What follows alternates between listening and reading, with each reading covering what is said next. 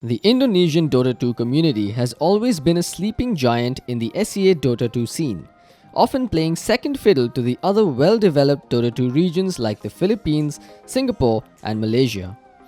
Despite this, their passionate community has remained loyal to the game and their home teams.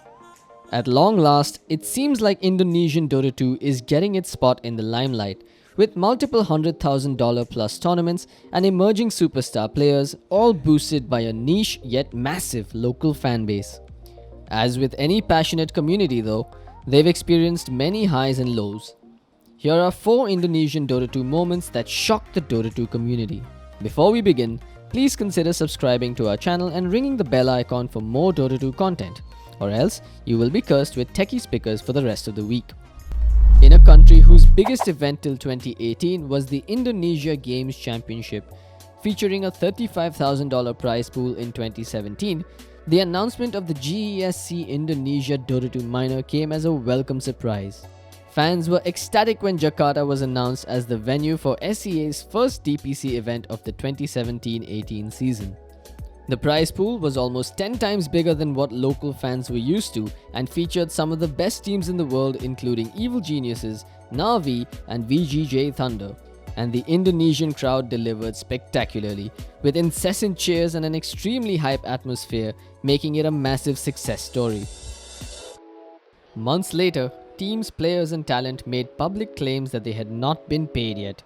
Around $750,000 were allegedly unpaid over the course of GESC Indonesia and GESC Thailand. It has now been around a year since the tournament concluded, and there are still reports that the money owed hasn't been paid. This has marred the success of a tournament that was initially praised by players and talent alike. Ritter was one of the most legendary SEA players in Warcraft 3 Dota. He is well known amongst old school Dota players for being one of the first players to introduce Meepo to the pro circuit.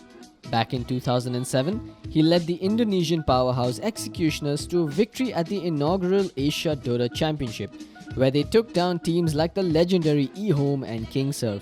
The team's playstyle drew praise from the likes of Kuroki, and many even considered them to be one of the best teams in the world, alongside MYM and Team SK.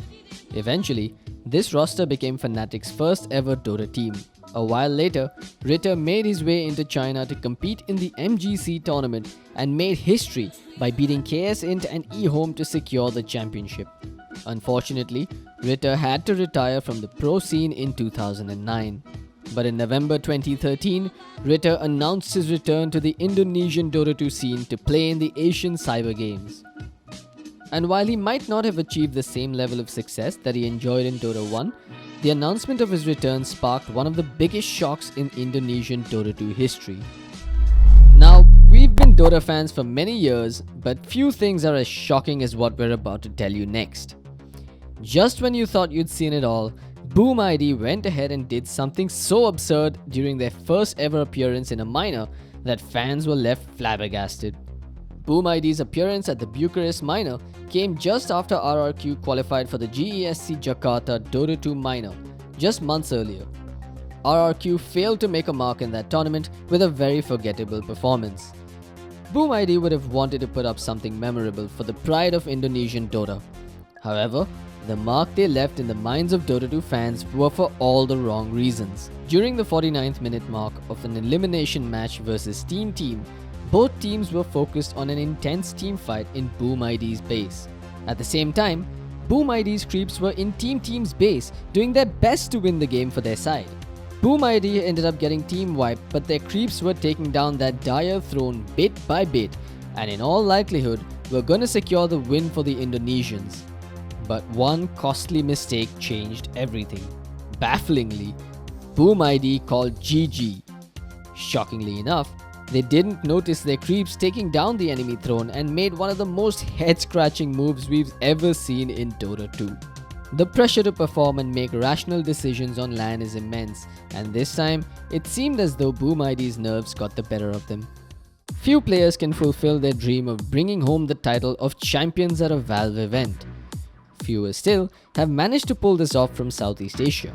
Malaysia, Singapore, Philippines, and Thailand were the only 4 countries to have featured players who have won Valve events in over 7 years of Dota 2. However, Indonesian superstars INYOURDREAM and Xepher managed to carry an entire nation's hopes on their backs and won Indonesia its first minor, Dream League Season 10. To Blizzy, yours as well, onto the feet. GG is called, and Tigers have done it. They are going to the major.